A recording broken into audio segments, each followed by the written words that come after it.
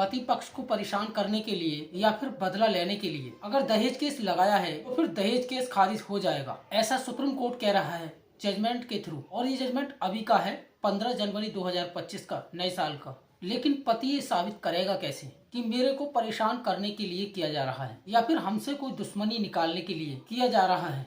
नमस्कार साथियों, मैं एडवोकेट सोनू सिंह, स्वागत है हमारी चैनल धाराओं के ज्ञान में। साथियों, आज का जजमेंट है वो झूठे दहेज केस को खारिज कर देगा।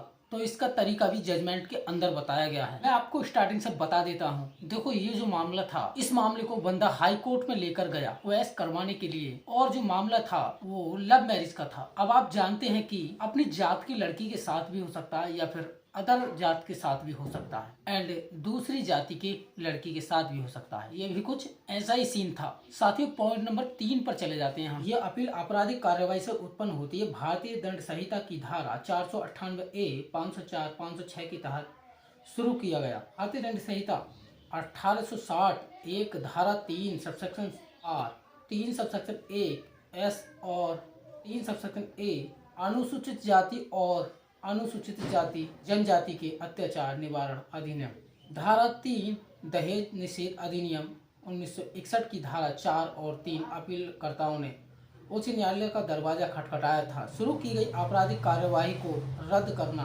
उनके खिलाफ उच्च न्यायालय ने मामले का मूल्यांकन कराने के बाद अपने आदेशों में अभिलेख व प्रस्तुतियां और सामग्री दिनांक 15/9/2023 को द्वारा याचिका को आंशिक रूप से अनुमति दी गई। धारा 504 और 506 के तहत कार्रवाई को रद्द करना आईपीसी की धारा 3 सबसेक्शन 1 R 3 सबसेक्शन 1 S और 3 सबसेक्शन A के तहत SC/ST एक्ट के तहत मामला दर्ज किया गया।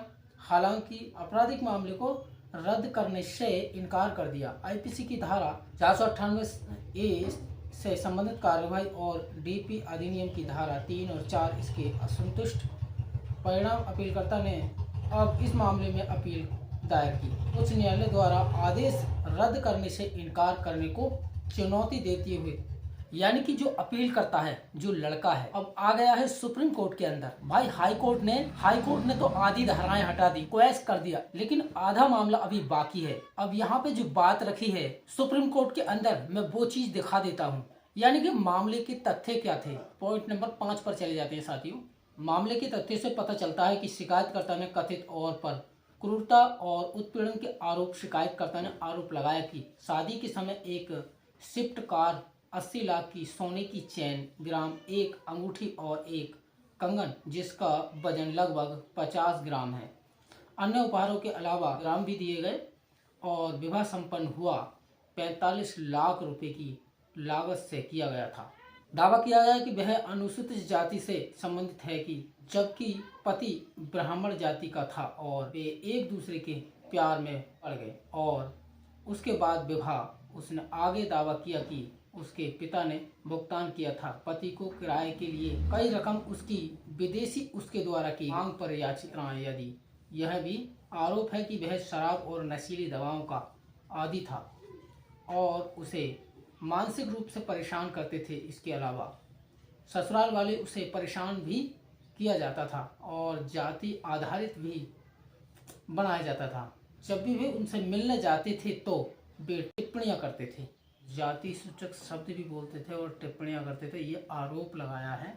अब जो मामला आया वो सुप्रीम कोर्ट में आया और इसमें इस जजमेंट के अंदर सस्पेंड बहुत तगड़े तगड़े हैं। साथियों, यहाँ पर तो मामला ही बदल जाता है। अगर आप नॉन स्टॉप मेरी वीडियो देख रहे हैं और पहले भी आपने मेरी वीडियो देखी होगी तो आपने देखा होगा जजमेंट के अंदर स्टार्टिंग के अंदर जो चीज FIR यानी कि एक एप्लीकेशन के अंदर जो चीज बताई जाती है वो मामला ही बदल जाता है। इस जजमेंट के अंदर कुछ ऐसा ही है। साथियों, उधर लड़के ने क्या किया, लड़के ने डाइवोर्स केस लगा रखा था और हमने आपको एक जजमेंट सुप्रीम कोर्ट का दिखाया भी होगा कि अगर पहले डाइवोर्स लगा रखा है तो उस केस में बाद में दहेज केस लगा है तो दहेज केस इतना लंबा पैर नहीं पसारता। अब यहाँ पर लड़के ने लगा दिया डाइवोर्स केस। साथियों, यहाँ आ जाते हैं हम पॉइंट नंबर 12 पर।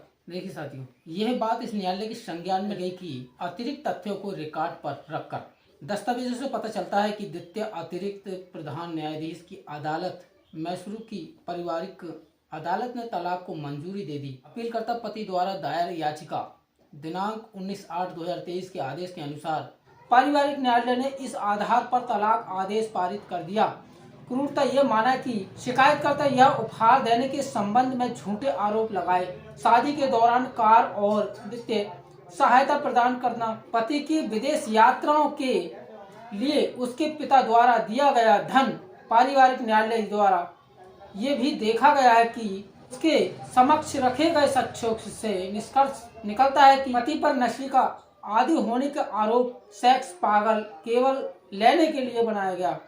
तलाक में अनुचित लाभ के साथ साथ आपराधिक कार्यवाही पारिवारिक न्यायालय ने इस निष्कर्ष पर पहुंचा गया कि पत्नी शिकायतकर्ता के खिलाफ कई बेबुनियाद और निराधार आरोप लगाए पति और इस तरह पति का इलाज किया, उक्त आधार पर तलाक का आदेश दे दिया। साथियों, यहाँ तलाक का आदेश दे दिया, एक प्रकार से हम मानते हैं कि तलाक की डिग्री दे दी। साथियों, यहाँ पर सुप्रीम कोर्ट का क्या कहना है? पॉइंट नंबर 13 पर परिस्थितियों पर गवाह विचार विमर्श के बाद और रिकॉर्ड पर रखी गई सामग्री से हम पाते हैं कि ससुर और सास पर आरोप कानून वास्तव में सामान्य है और उनके विशिष्टता का अभाव है। शिकायतकर्ता ने कोई ठोस ब्यौरा नहीं दिया। दहेज की मांग क्रूरता के कृत्य उनके अलग रहने की बात स्वीकार की गई। इससे शिकायतकर्ता का मामला और कमजोर हो गया। कथित अपराधों में उनकी स्थापित करना ससुर और सास के खिलाफ कार्यवाही कायम नहीं रखा जा सकता। साथियों, यहाँ पर भी सुप्रीम कोर्ट का ये कहना है। पहुंच जाते हैं साथियों पॉइंट नंबर 15 पर। इसके अलावा जैसा कि रिकॉर्ड से स्पष्ट विवाह पक्षों के बीच समझौता रगाप्त कर लिया गया, क्रूरता के संबंध में स्पष्ट निष्कर्ष शिकायतकर्ता ने अपीलकर्ता के खिलाफ मामला दर्ज कराया। आपराधिक शिकायत में लगाए गए आरोप संबंध में दहेज की मांग, क्रूरता और उत्पीड़न सभी निराधार, झूठे और तुच्छ माना गया है। साथियों, सारा का सारा केस सब झूठा माना गया है और ये अलग अलग कार्यवाही, लेकिन निष्कर्ष इस तरह के गंभीर मामले की सच्चाई और सत्यता के बारे में शिकायतकर्ता द्वारा लगाए गए आरोप ये न्याय करने के लिए प्रासंगिक बने और आपराधिक न्याय प्रणाली के दुरुपयोग से बचें। पारिवारिक न्यायालय ने स्पष्ट निष्कर्ष दिया कि आरोप झूठे हैं और कुछ भी साबित नहीं हुआ। आरोपों में कोई दम साबित करने के लिए कोई सबूत नहीं। हमारे समक्ष आपराधिक कार्यवाही की गई, कुछ भी नहीं। इनके कमीशन को दिखाने के लिए रिकॉर्ड पर लगाए गए प्रथम दृष्टि विश्लेषण पर भी कथित कृत्यों की पुष्टि नहीं हुई। माना गया कि इसमें कोई योग्यता या सत्यता नहीं। लगाए गए आरोप के बाद आपराधिक कार्यवाही की जाएगी। उन्हीं आरोपों को जारी रखने की अनुमति नहीं दी जा सकती। साथियों, ये मामले जो भी लगाए गए सारे के सारे झूठे थे, इसलिए इसकी मंजूरी नहीं दी जाती है। साथियों, अब हम पहुंच जाते हैं पॉइंट नंबर 16 पर। पॉइंट नंबर 16 पर आ जाते हैं। आपराधिक कानून को अपराधन के रूप में इस्तेमाल नहीं किया जाना चाहिए। उत्पीड़न या प्रतिशोध आपराधिक मामले में आरोप शिकायत की सावधानीपूर्वक जांच की जानी चाहिए या ये सुनिश्चित हो सके कि वे जांच से पहले प्रथम दृष्टया मामले का खुलासा करें। व्यक्ति को आपराधिक मुकदमों की ठोसता गुजरना पड़ता है। आईपीसी की धारा 498A के तहत आरोप शामिल हैं और डीपी अधिनियम की अक्सर सावधानी और सतर्कता की आवश्यकता होती है। कानून के दुरुपयोग को रोकने के लिए बेहतर तरीका अपनाया जा सके। प्रावधानों का उद्देश्य की महिलाओं को सुरक्षित प्रदान करना है। क्रूरता और दहेज की उत्पीड़न उन्हें नहीं होना चाहिए। साथियों, यहाँ पर महिला को जो कानून दिया गया है वो केवल महिला उस कानून का सही से ढंग से उपयोग करें, ना कि इस तरह से किसी पे अत्याचार करें कि किसी पे जबरदस्ती झूठे आरोप लगाएं, झूठे केस लगाएं। तो ये साथियों गलत है। साथियों, अब हम आ जाते हैं पॉइंट नंबर 18 पर। तदनुसार अपील स्वीकार की जाती है। आपराधिक आईपीसी की धारा 498 के तहत कार्रवाई और सभी के खिलाफ डीपी अधिनियम की धारा 3-4 अपीलकर्ता की अपील खारिज की जाती है। साथियों, ये मामला झूठा का झूठा पूरा का पूरा खारिज कर दिया गया है। लंबित आवेदन यदि कोई हो का निपटारा कर दिया गया, यानी निपटारा इसका कर दिया जाता है साथियों। और साथियों, अगर आप देखना चाहते हैं तो ये देखिए कि 15 जनवरी 2025 का जजमेंट है साथियों। और अगर साथियों किसी को अगर डाउनलोड करना है तो आप डायरेक्टली मुकदमे नंबर पर हम आ जाते हैं। यहाँ पर देख करके आप डाउनलोड कर सकते हैं। ये वाकई में स्क्रीनशॉट लगा दूंगा। आपको अगर पढ़ना है तो मुश्किल से 20 से 25 मिनट का समय देना पड़ेगा। ये जजमेंट आप पढ़ सकते हैं पूरी तरह से। देखिए, इस लड़के का इस केस में डाइवोर्स भी हो गया था। इस केस में दहेज केस भी हटा दिया गया एंड SC/ST एक्ट भी हटा दिया गया। दहेज मांगना और दहेज लेना देना, बाकी धाराएं भी हटा दी गई एंड सारी धाराएं हट गई। अब खराब क्या हुआ? केवल समय, टाइम खराब हुआ। इंसान पैसा अपनी जिंदगी में कितना भी कमा सकता है, दोबारा भी कमा लेगा, क्या पता बहुत ज्यादा पैसा कमा ले, इंसान का कुछ नहीं पता, लेकिन समय कभी वापस नहीं आता। लेकिन इसमें देखा गया कि ज्यादा अक्सर ये देखा जाता है कि कुछ लोग दुश्मनी निकालने के लिए ऐसे केस का हथकंडा अपनाते हैं। केवल उनके अंदर क्या होती है? बदले की भावना होती है, बदला लेने के लिए केस करते हैं वो लोग। साथियों, ऐसा ना करें, ये गलत है। साथियों, ये जानकारी अगर आपको अच्छी लगी हो तो इसको लाइक कर लें एंड अपने दोस्तों के साथ शेयर कर लें। और अगर किसी को ऐसी प्रॉब्लम है जैसा इस केस में है तो वो हमसे बता सकते हैं। और उनको लीगल जानकारी लेनी हो, लीगल प्रॉब्लम हो उसको, तो वो हमसे बात कर सकते हैं एंड कमेंट में भी बता सकते हैं।